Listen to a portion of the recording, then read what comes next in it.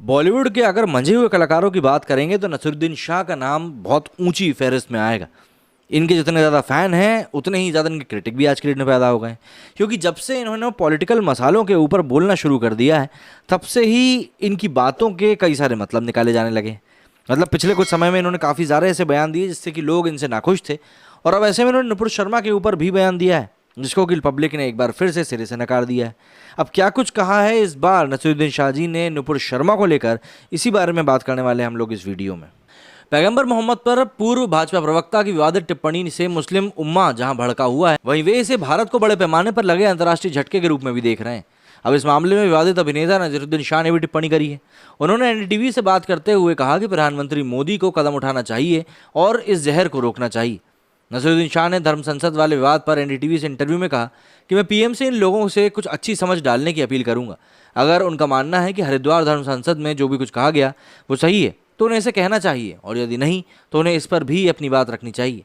वहीं उन्होंने आगे कहा कि मैं चाहता हूं कि पीएम ट्विटर पर जिन नफरत फैलाने वालों को फॉलो करते हैं उन्हें कुछ करना होगा। जहर को बढ़ने से रोकने के लिए उन्हें तो कदम उठाने की जरूरत है ही। बता दें कि बीजेपी की पूर्व प्रवक्ता नुपुर शर्मा को हाल ही में निलंबित कर दिया गया था। करीब 10 दिन पहले टाइम्स नाउ के एक विवादित डिबेट शो के दौरान पैगंबर मोहम्मद पर उनकी टिप्पणियों के बाद सड़क से लेकर सोशल मीडिया और मीडिया में मचे बवाल के बीच उन पर यह कार्रवाई की गई। और वहीं इसी की प्रतिक्रिया में Iran, Iraq, Kuwait, Qatar, Saudi Arab समेत करीब 15 देशों ने भी अपना आधिकारिक विरोध दर्ज कराया था। वहीं जब बात नुपुर शर्मा को जान से मारने की धमकी मिलने पर आई तो नसीरुद्दीन शाह ने कहा कि इसकी निंदा की जानी चाहिए। बता दें कि इस मामले में एक अन्य भाजपा नेता नवीन जिंदल को पैगंबर मोहम्मद पर सोशल मीडिया पर उनके पोस्ट के लिए निष्कासित कर दिया गया था। वहीं नुपुर शर्मा ने कई बार ये बताया कि उन्होंने भगवान शिव की जा रही खराब टिप्पणियों से आहत होकर पैगंबर पर हदीसों के लिखा सच कहा था। जब इस मामले में एनडीटीवी ने नासिर से पूछा कि सरकार का कहना है कि टिप्पणियां सरकार का बयान नहीं बल्कि फ्रिंज एलिमेंट्स के विचार हैं, तब इसके ऊपर नसीरुद्दीन शाह ने कहा कि वो महिला कोई मामूली तत्व नहीं, वो एक राष्ट्रीय प्रवक्ता है। अभिनेता नसीरुद्दीन शाह ने हिंदू देवताओं के अपमान पर नुपुर शर्मा की टिप्पणी का जिक्र करते हुए कहा कि उन्हें ऐसा कोई उदाहरण याद नहीं है जब किसी मुस्लिम ने हिंदू देवता पर इस तरह का कोई भड़काऊ बयान दिया हो।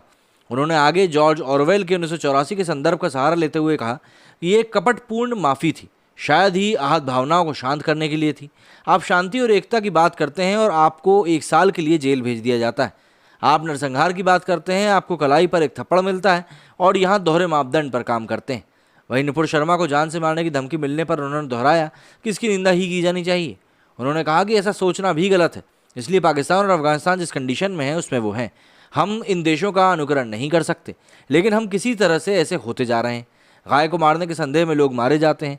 ये चीज़ें बर्बर इस्लामिक देशों में हुई, लेकिन भारत में नहीं। अभिनेता ने अभद्र भाषा के लिए समाचार चैनलों को भी दोषी ठहराया। उन्होंने कहा कि नफरत पैदा की जाती है और ये एक जहर है जो अब तब बलता है जब आप एक विरोधी दृष्टिकोण का सामना करते हैं। इसके लिए टीवी, समाचार और सोशल मीडिया जिम्मेदार है।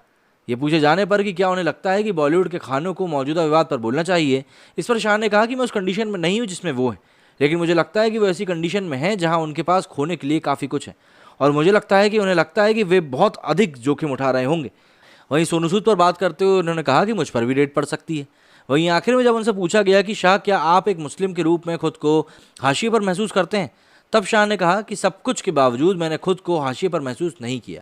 उन्होंने इस पर एक लंबी टिप्पणी में कहा कि मैं भारत में बहुसंख्यक मुसलमानों की तुलना में भाग्यशाली हूँ जो खतरा या हाशिए पर महसूस करते हैं। मैं खुद को हाशिए पर महसूस नहीं करता। मैं इस देश में दुखी नहीं हूँ। ये वो देश है जिसमें मेरा पालन पोषण हुआ और मैं भाग्यशाली हूँ। एक ऐसी कंडीशन जहाँ मुझे हाशिए पर नहीं रखा जा सकता।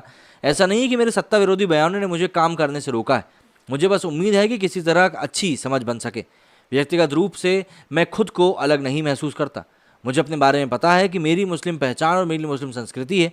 मेरी पत्नी एक हिंदू है और हम ऐसा कहने से पीछे नहीं हटते। ये नफरत की लहर खत्म हो जाएगी किसी दिन, लेकिन हमको इंतजार करना होगा।